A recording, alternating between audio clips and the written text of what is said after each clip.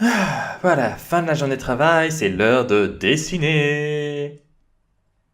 A few moments later. Ouais, bah c'est pas Et si j'allais chercher l'inspiration sur Tumblr? Ah, bon bah ok. Ah, bah lui aussi. Oui bon, les gars, je sais qu'on est tous sur plusieurs réseaux sociaux, mais... Ah, oula, c'est quoi ça? Ok. Oula.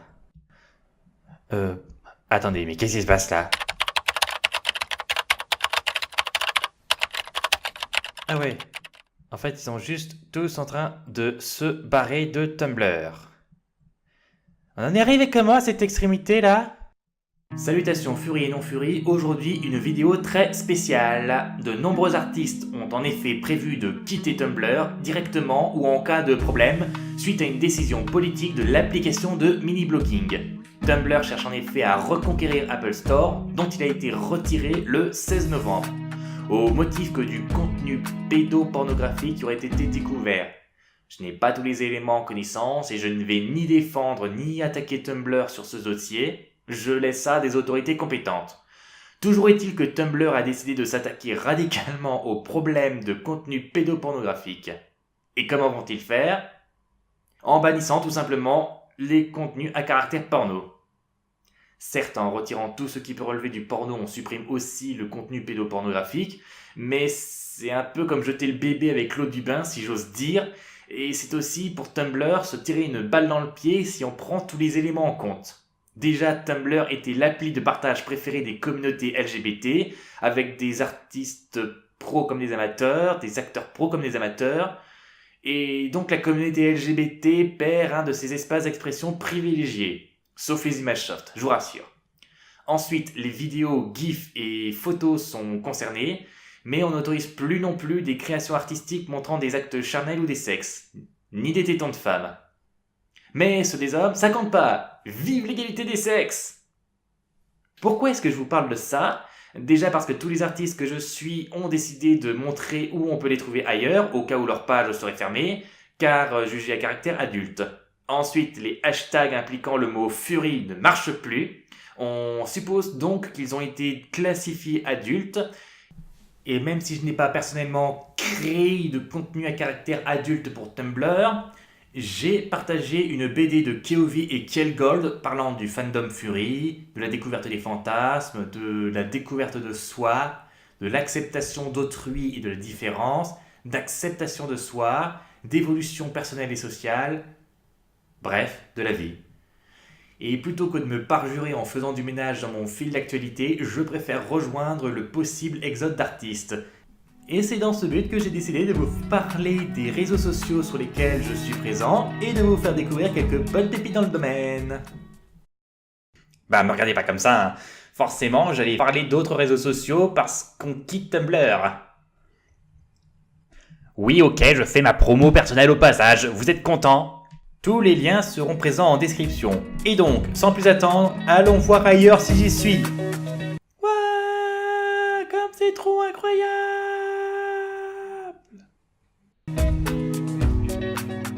Bon, là, je crois que j'enfonce une porte ouverte puisque vous êtes forcément sur YouTube ou un réseau social attaché qui permet de regarder une vidéo YouTube.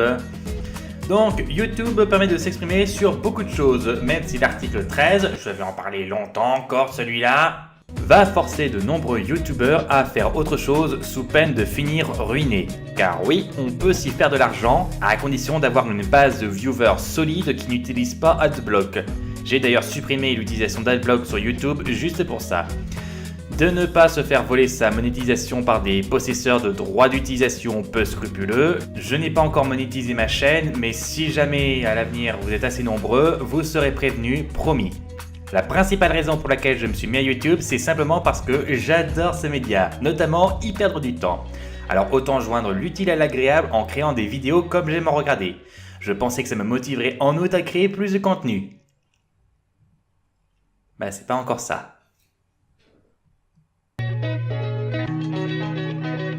Là aussi, ça s'est imposé pour moi comme une évidence. Je crois même que c'est ma première page sur les réseaux sociaux mainstream. Facebook a l'avantage d'être connu du plus grand nombre et il est facile d'y créer sa page personnelle sans devoir y faire connaître forcément son identité civile. Pourvu que ça dure. Par contre, il y a malgré tout quelques problèmes. Sur Facebook, votre publication peut, par Facebook même, être empêchée de circuler si elle n'est pas assez partagée. En effet, Facebook vous propose alors de payer pour booster votre post.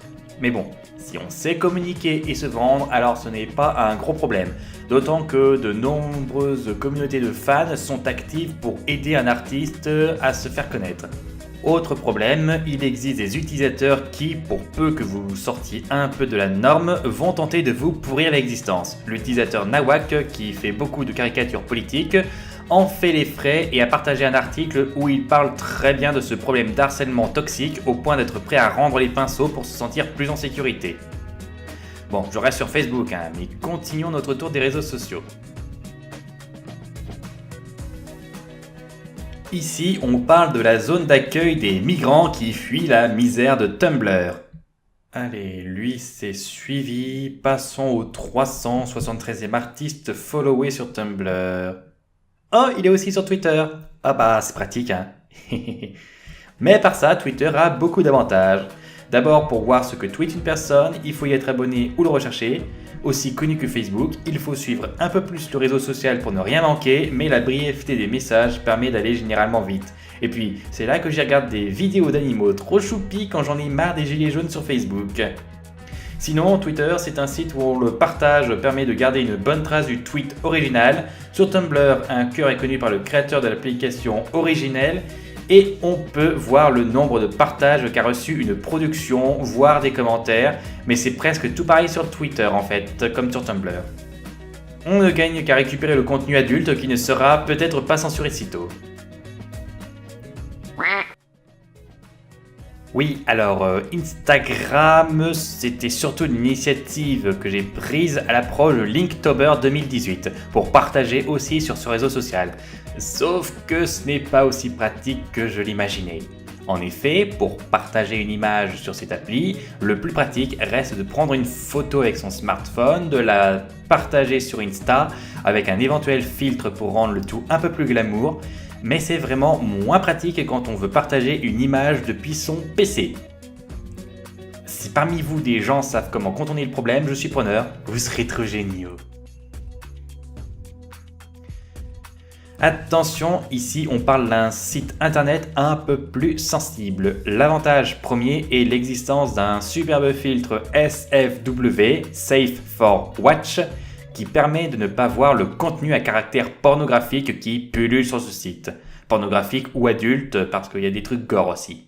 Et puis c'est le site le plus connu des furies, et il n'a pas connu de bug depuis un moment, donc vous voilà averti. Ici, on parle d'un réseau social d'un genre tout à fait original, puisque l'intérêt est de chatter avec des artistes pendant que vous assistez à un live de son travail. Chaque artiste a la possibilité de customiser sa page personnelle avec des bannières, des illustrations, sa grille de tarifs, etc. Je n'y ai pas encore un franc succès, étant surtout mon principal viewer.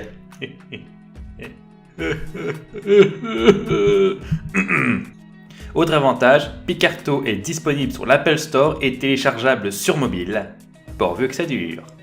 Voilà, j'ai fait le tour de ma présence sur les réseaux sociaux. Je pense que certains auraient aimé que je sois présent sur plus de plateformes comme DeviantArt, mais je pense aussi que c'est déjà une très bonne base. Surtout que faute de devoir passer par un site hébergeur d'images, je ne poste plus sur FranceFur depuis une éternité.